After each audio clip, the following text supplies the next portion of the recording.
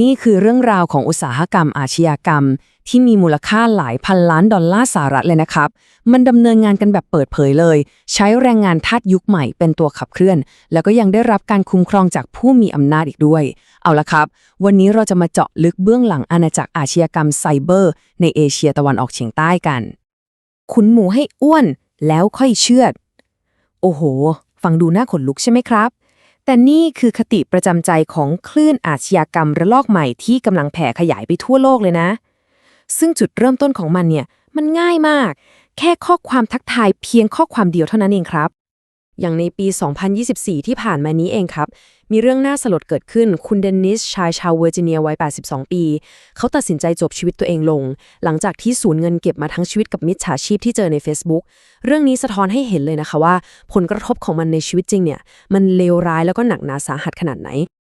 เอาละครับ เพื่อให้เข้าใจถึงรากของปัญหานี้กันจริงๆจังๆนะครับ เรามาเริ่มจากการผ่าดูไส้ในหรือว่ากลไกการทำงานของแก๊งต้มตุ๋นพวกนี้กันก่อนเลยดีกว่าครับ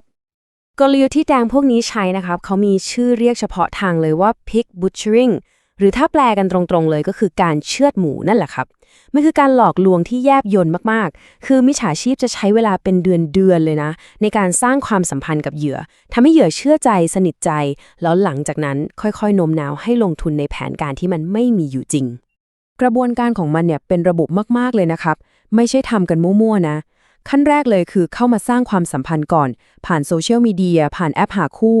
ใช้เวลาหลายสัปดาห์หรือบางทีเป็นเดือนๆเลยพอเหยื่อเริ่มตายใจก็จะเข้าสู่ขั้นตอนที่2คือแนะนำโอกาสการลงทุนในคริปโตที่บอกว่าเป็นความลับสุดยอดและการันตีผลตอบแทนและสุดท้ายครับพอเหยื่อหลงเชื่อโอนเงินเข้าไปลงทุนปุ๊บเงินทั้งหมดก็จะถูกดูดออกจากบัญชีจำเกลี้ยง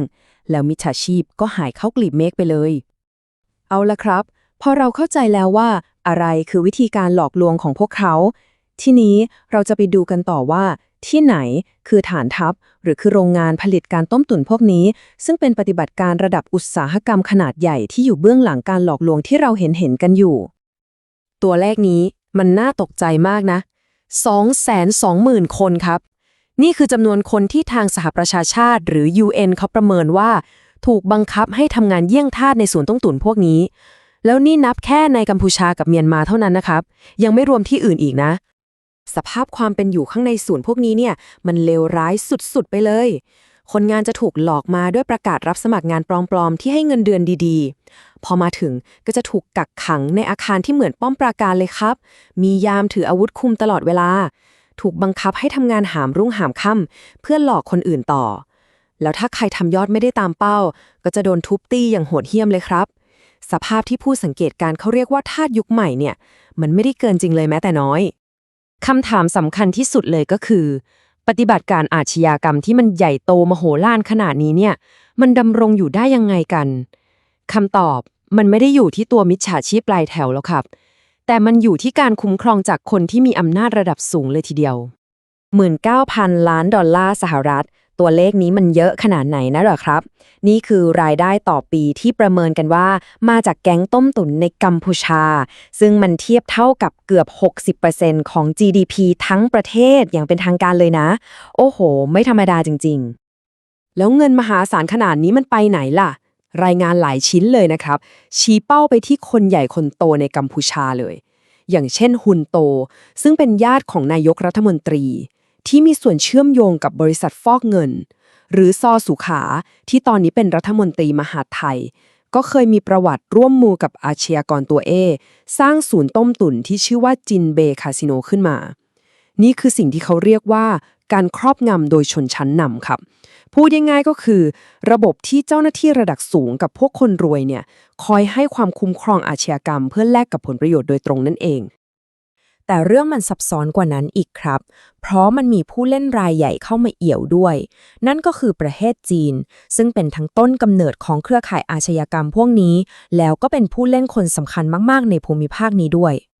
คือมันมีความย้อนแย้งในท่าทีของรัฐบาลปักกิ่งอย่างเห็นได้ชัดเลยครับคือภาพที่เขาพยายามจะฉายให้โลกเห็นเนี่ยคือการประกาศว่าจะปราบปรามอาชญากรรมอย่างจริงจังปกป้องพลเมืองจีนแต่ในทางปฏิบัติแล้วเนี่ยกลับดูเหมือนว่าจะปล่อยหรือทำเป็นมองไม่เห็นกลุ่มอาชญากรบางกลุ่มที่ให้การสนับสนุนเป้าหมายของพรรคคอมมิวนิสต์จีนหรือว่าสนับสนุนโครงการ Belt and Road Initiative ของเขา